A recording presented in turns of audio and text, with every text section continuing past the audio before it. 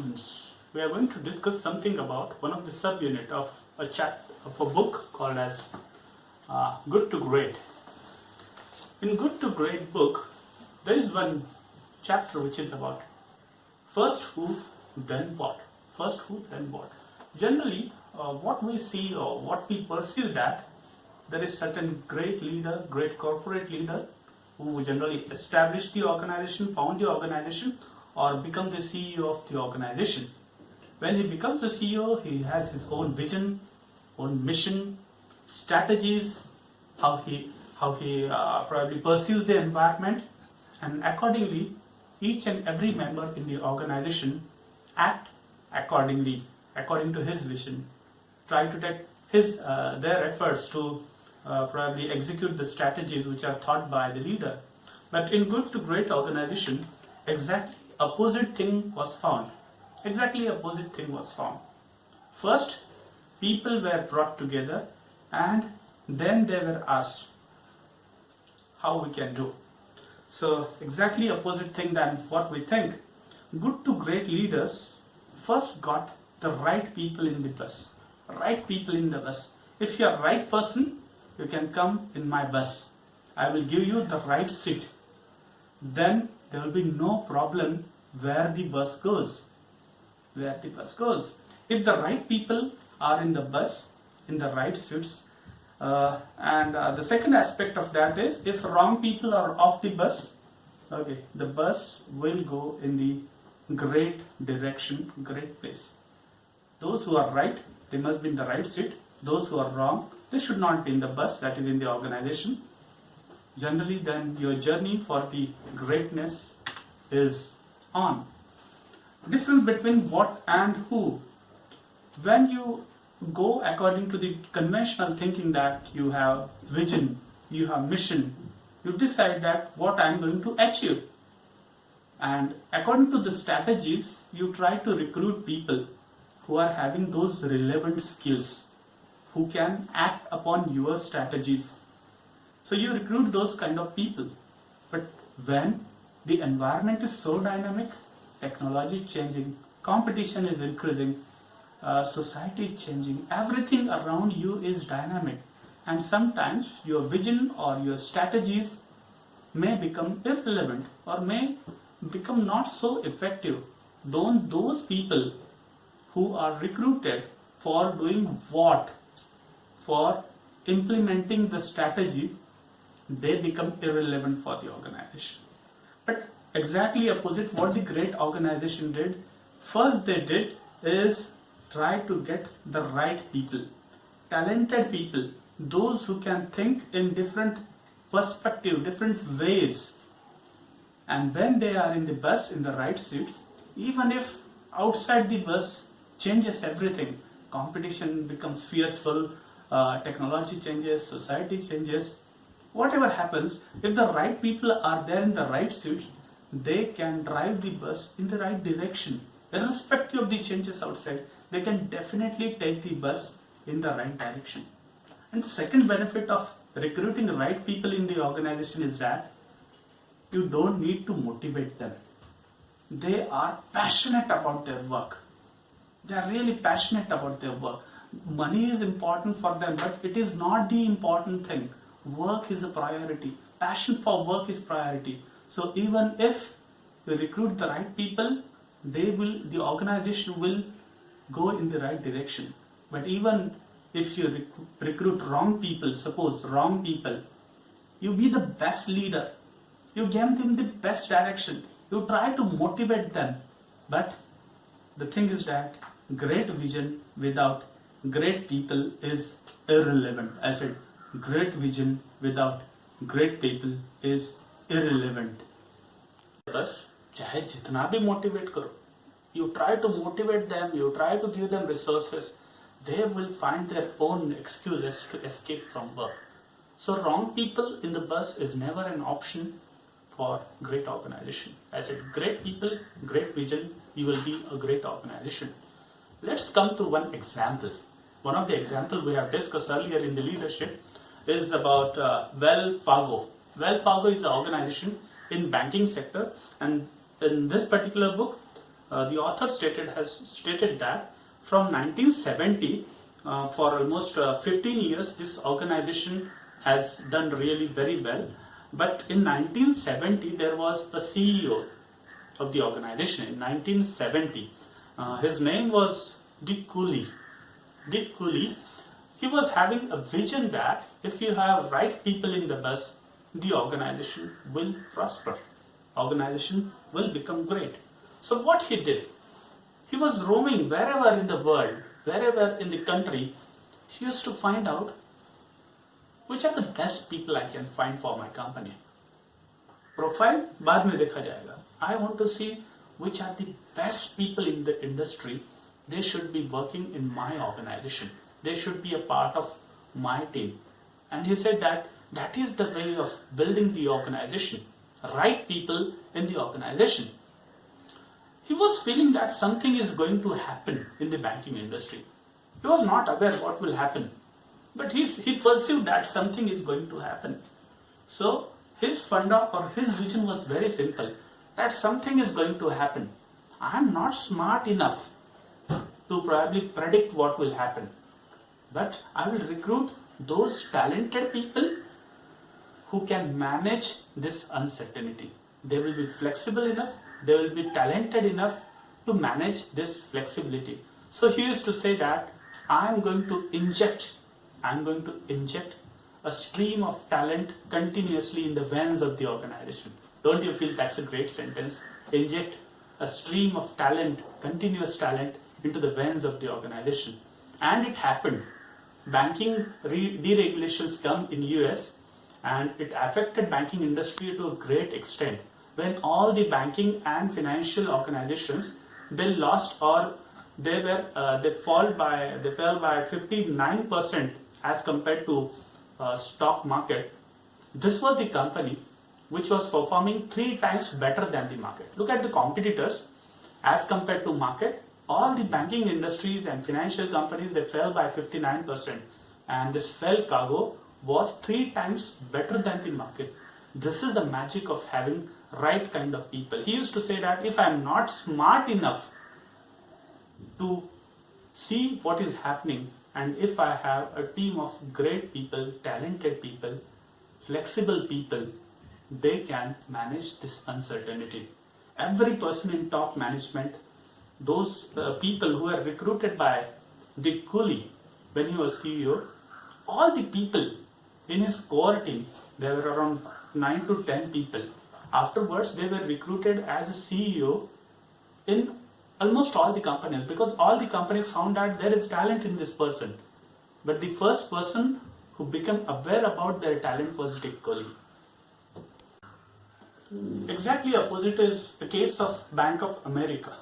Bank of America, competitor of Wells Fargo, they had exactly different model. They had a model which is known as weak generals and strong lieutenants. Weak generals and strong lieutenants means what? The top management of Bank of America always felt that if they have a strong general or a strong leader at key points, the rest of the key people, rest of the talented people will leave the organization, because they feel that probably there is no scope for them. But if you have weak general, a weak person is made probably occupy the key position, they always try to feel that there is enough scope for promotion and they stick to the organization. That was the management philosophy of Bank of America. And that's why all the key positions in the organizations were offered to weak people. And to some extent, I will say that this strategy didn't work for the organization. Okay. Whereas the Wells Fargo company, when they had meeting of all the great people in the industry, talented people in the industry, in the organization, they had eye-to-eye contact, passion, discussion, brainstorming, aggressive statements, conflicts. There was each and everything which is related to exchange of idea and coming with the best idea. And exactly opposite was happening in Bank of America. In Bank of America, all these weak people were attending the meeting. There were no comments, there were no conflicts, there was no discussion from their side. They were all keeping mum. They were all keeping mum because they wanted to feel आज boss का mood क्या है, what is the mood of the boss, okay, and in which direction the wind is flowing in the meeting, किस पर majority लोग agree कर रहे हैं, they will agree to those decisions. So this was the case of Bank of America. So they had weak generals on the key position. What was the result? The result was that they almost lost $1 billion. They almost lost $1 billion. And then they suddenly realized that whatever model we have followed, weak generals and strong lieutenants, is wrong. We need to have great people in the organization. And then they started to look around for the great people. Where the great people are. Then they found that where the great people are. They found that they are in Wells Fargo. So they started to hunt or poach for the best people in Wells Fargo. Situation ऐसे बन गया था कि half of the employees in Bank of America were from Wells Fargo. Okay. But it was quite late for them. It was quite late for them. They improved after having great people in the organization, but at that time, this earlier company, Wells Fargo, was way ahead than the Bank of America. We feel that that's the basic definition of management. Right people at right place at right time, that is management. Probably that's the basic definition you must have learned in the first year. That's a basic of management. You feel that it's too easy. Right people at right positions at right time.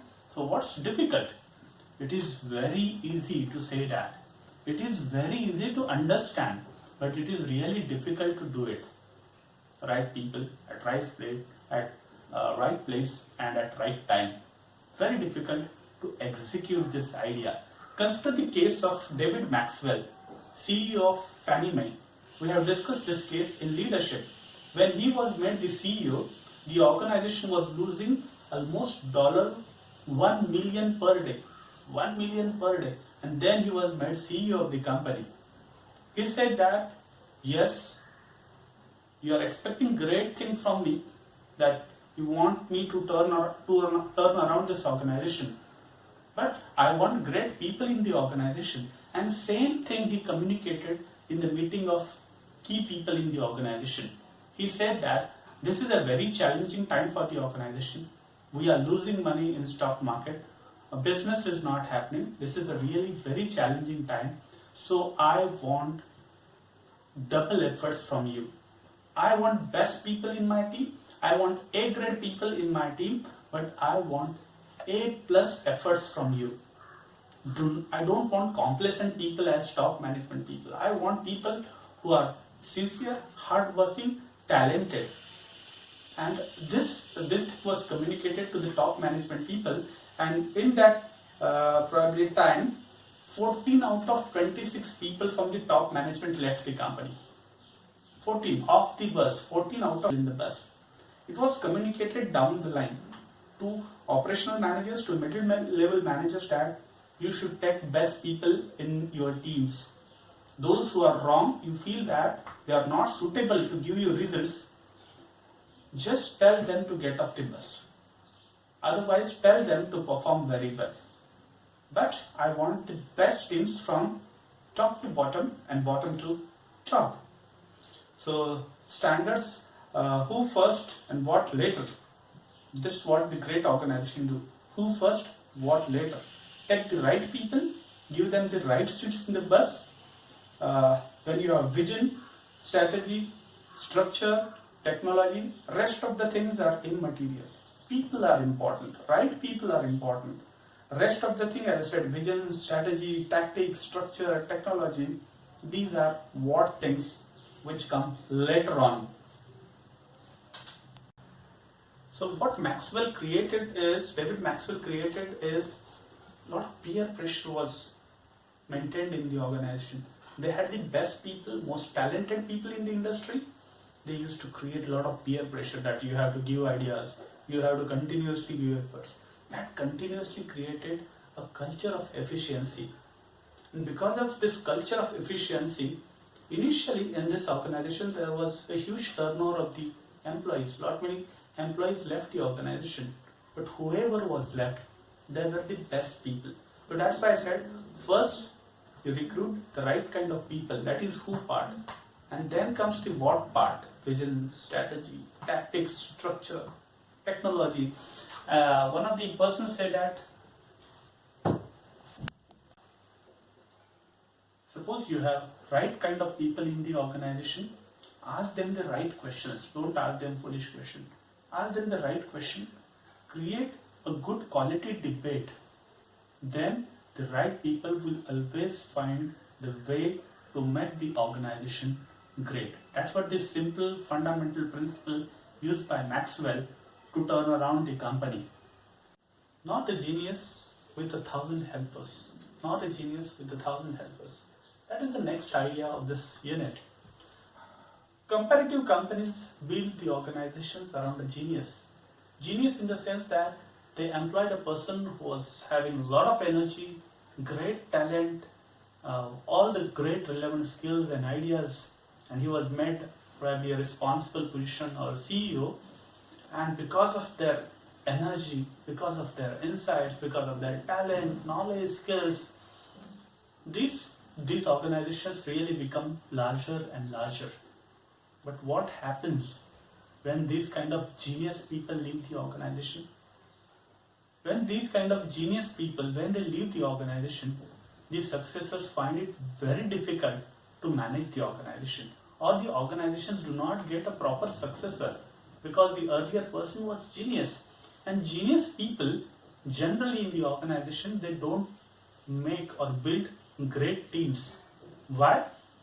First of all, they may feel that there is no need to make a great team because I am sufficient. I have enough energy, talent to manage the entire organization. So I don't need a great team. And second thing is that they don't feel it is required, or they don't want to build a great team.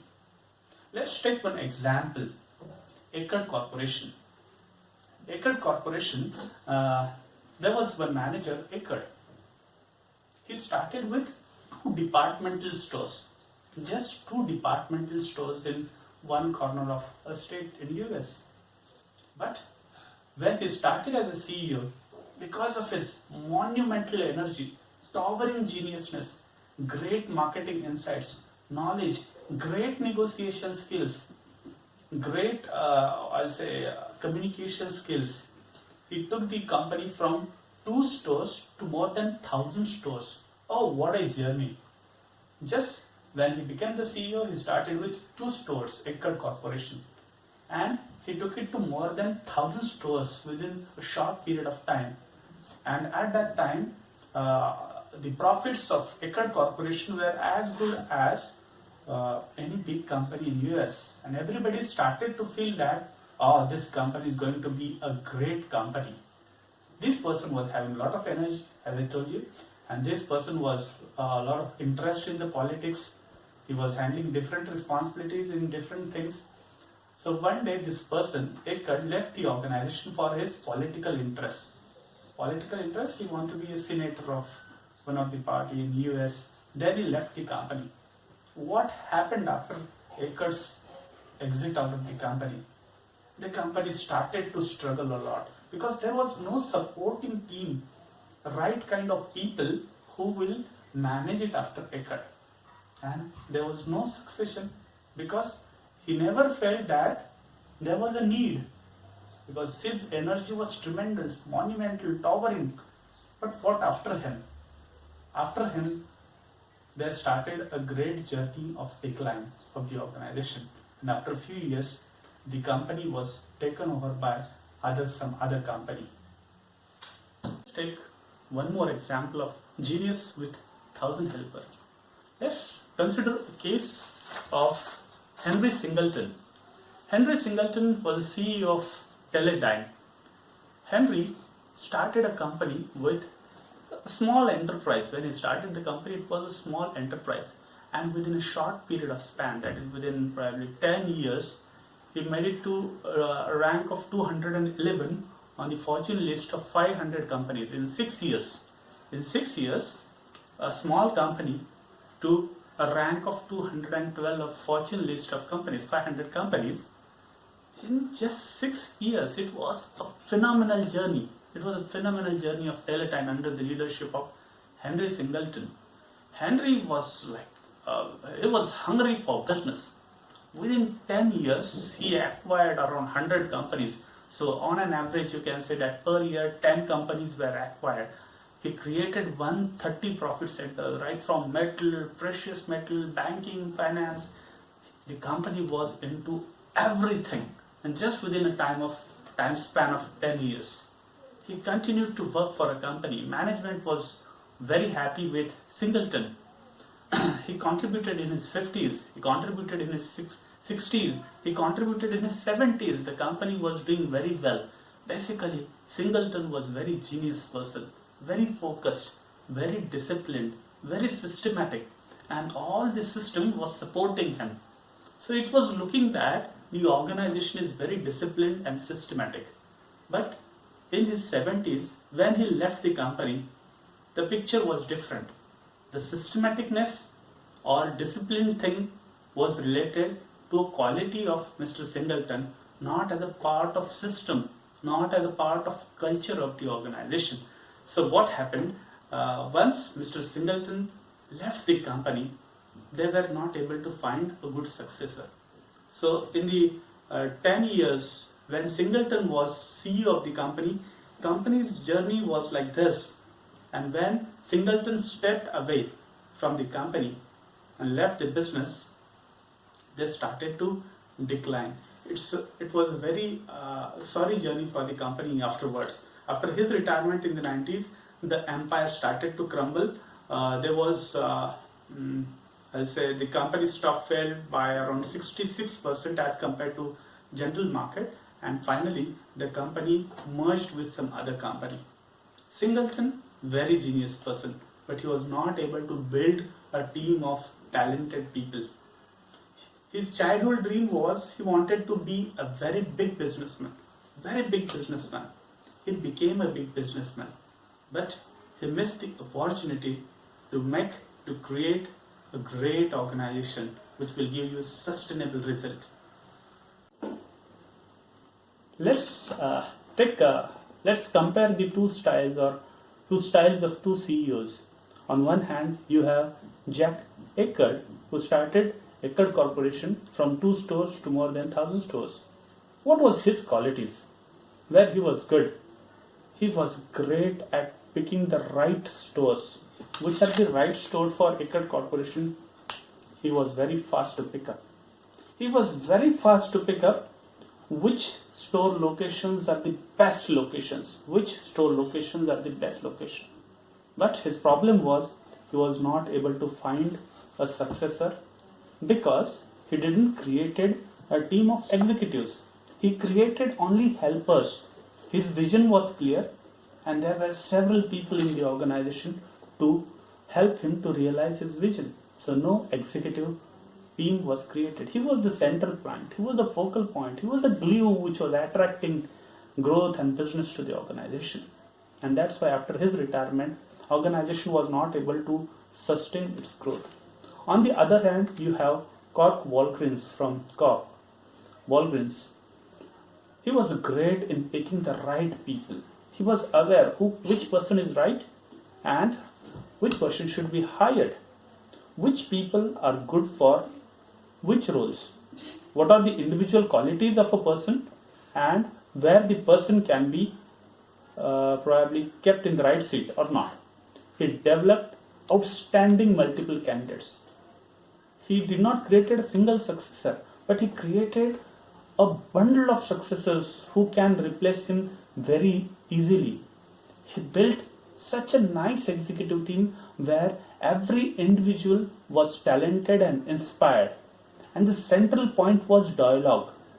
In one type, as I said, the central point was CEO himself, his talent, his aspiration, his vision, his skills. And in this type of great organization, dialogue, ideas, shared insights from the best executive team, that was the central point. And that's why some organizations remain good, while some organizations become good to great. Then comes the next component of compensation, that is remuneration. While doing this research, the author Jim Collins and his entire team of researchers has scanned probably performances and the compensation which is paid to these leaders. They tried to do a lot of research on it. Then what they've tried to find out, which companies are giving a lot of bonus, which companies are giving incentives, which companies are giving stock benefits, which companies are giving fixed pay, how much is the performance based pay. They tried to do research on everything. Before starting the research, their idea was very simple, that the companies which are great, they must be paying little bit higher than the average companies or good companies. But at the end of the research, what they found was really different. They found that the great companies were not paying really high in terms of cash to these leaders or to their employees. And if compare minutely, the great companies were paying less cash to their employees as compared to their competitors, compare companies, or even average or below average companies. Because they found that compensation was not really an influential factor for the compensation or the performance of the people. It was something else. When you give right people the compensation, it always matter. It is not really how much you pay to your employees. You may be paying a little bit more, or it's not about the incentives or the payment system, how much you pay to the employees. It's more about whom you pay, whether you are paying to the right person or not. Let's consider an example of Nucor Steel. Nucor Steel wanted to establish certain factories. Most of the steel factories are located in traditional area where all the people, all the employees required skill sets are available. But instead of that, they took some different decisions. They, instead of probably establishing a factory in those traditional areas, they went to the farms. Their perspective was very simple. You can teach farmers how to make steel because they can learn it. But you cannot teach workers farmer-like work ethic. You cannot teach other employees farmer-like work ethic. The work ethic like today, okay, I did these things. Today I plowed 40 acres in entire day. Today I milk 20 buffaloes in the evening. That kind of pride they wanted to create in the workers. So they hired the farmers. They taught how to make steel, and they were discussing farmer-like ethic. That today I rolled 20 ton of steel. Today I made so much of steel, and they become successful. The company always used to say that we have the most hard-working people in the industry. One of the things they used to say that we are the best pay masters in the industry, because when we hire 5 people, these 5 people work like 10 people. Efficiency is very high. They are really very hardworking, but we pay them like 8 people. So that's a reason. Even though they are paying a little bit higher than the industry norms, but all the workers are giving A plus contribution. Farmers used to come 30 minutes before the shift start. They used to come, they used to clean the machine and give the productivity. And that's why I said, when they ask what is the secret of this, they say people are not the great asset of this company. People are not great asset of the company. Don't get surprised. The sentence is, right people are the assets. If you have right people in the company, your work is done. When it was asked to them, when you are hiring people, which things you look for in the people? What is probably your guess? The secret is that they used to say that we hire people, those who are having very good character. Character is far more important than rest of the things. Values, ethics, these are the important things. Commitment, dedication, we look for these qualities when we are hiring the people, because these are really ingrained in the person. These are the part of personality, as I said, character, values, ethics, commitment, dedication. These things we look when we are hiring the candidate. Rest of the things like whether the person is having educational qualification or not, whether the person is trained or not, whether the person is having the right kind of skills or not, whether the person is having enough experience or not. These things are important. Definitely skills, knowledge, qualification, everything is important. But all these things, they are teachable at any point of time.